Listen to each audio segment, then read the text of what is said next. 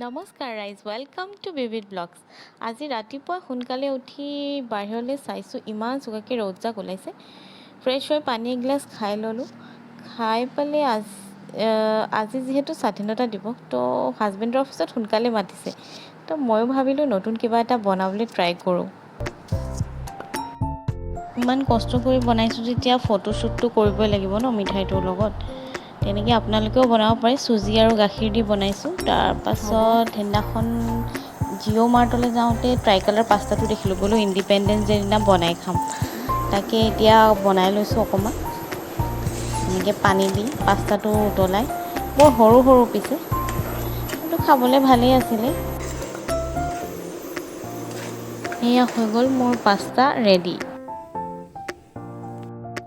Indian যোগাৰ লগাই এয়া মই ইণ্ডিপেণ্ডেঞ্চ ডেত পিন্ধিম বুলি খাৰু দুপাতমানো ৰেডি কৰি ল'লোঁ। এনেকৈ অৰেঞ্জ কালাৰ গ্ৰীণ কালাৰ কাপোৰ কাটি আঠা লগাই। আৰু হৈ গ'ল এয়া অফিচত ফ্লেগ হোষ্টিং। ইয়াৰ লগতে সকলোকে ইণ্ডিপেণ্ডেঞ্চ ডে'ৰ শুভকামনা। আৰু আমাৰ যিমান শ্বহীদসকল আছে, যোনে দেশৰ বাবে নিজৰ জীৱন ত্যাগ দিছে, তেওঁলোকলৈও শ্ৰদ্ধাঞ্জলি জনাইছোঁ। আৰু যিসকলে দেশৰ সুৰক্ষাৰ বাবে আজিও কাম কৰি আছে, তেওঁলোককো প্ৰণাম জনাইছোঁ। তেওঁলোকৰ বাবে হয়তো আমি আজি এনেকুৱা এটা শুভ দিন উদযাপন কৰিবলৈ পাইছোঁ। আৰু আমি ভাৰতীয় হিচাপে এইটোৱেই আমাৰ সকলোতকৈ ডাঙৰ উৎসৱ বুলি মই ভাবোঁ। এনেকৈ সৰু সুৰা চেলিব্ৰেশ্যন কৰি আমি ওলালোঁ ডিব্ৰুগড়লৈ বুলি। এটা কামো আছিল ডিব্ৰুগড়ত আৰু অলপ ফুৰি আহোঁ বুলি। ডিব্ৰুগড় গৈছোঁ যেতিয়া ৰাস্তাত শংকৰ হোটেল বা মনভৰিত ৰখি চাহ মিঠাই খোৱাটোতো মেণ্ডেটৰী। এনেকৈ চাহ মিঠাই খাই যোনে যি খাই ল'লোঁ। খাই আমি ওলালোঁ ডিব্ৰুগড়লৈ।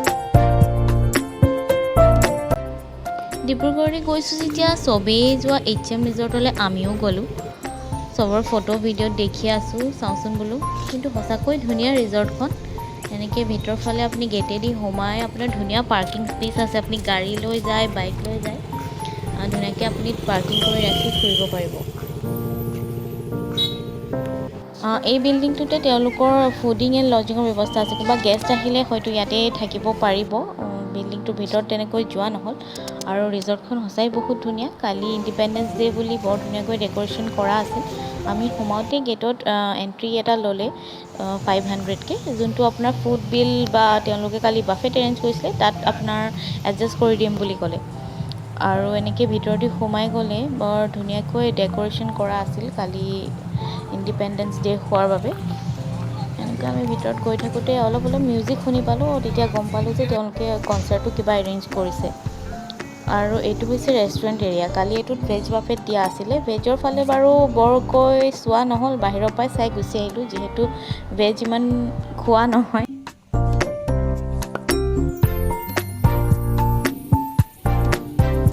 এনেধৰণৰ মিউজিক প্ৰগ্ৰামো কালি হৈ আছিল। এই বেণ্ডটোৰ নাম নাজানো বাৰু, কিন্তু তেওঁলোকৰ গান শুনিলোঁ, কেইটামান বৰ ধুনীয়া গাইছিল।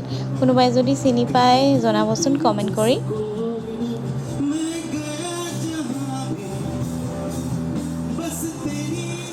এইটো হৈছে তেওঁলোকৰ মেইন ৰেষ্টুৰেণ্ট এৰিয়া।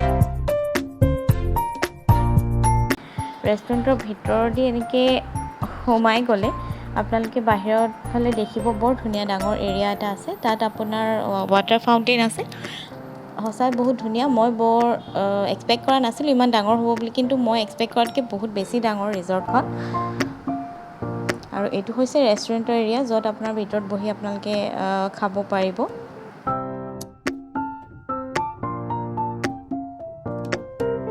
কিডছৰ বাবে প্লে এৰিয়াও আছে, তেওঁলোকৰ ধুনীয়াকৈ বনাইছে। আৰু এইখন হৈছে মকটেইল কাউণ্টাৰ। বৰ সুন্দৰ ডেক'ৰেশ্যন মকটেইল কাউণ্টাৰৰ।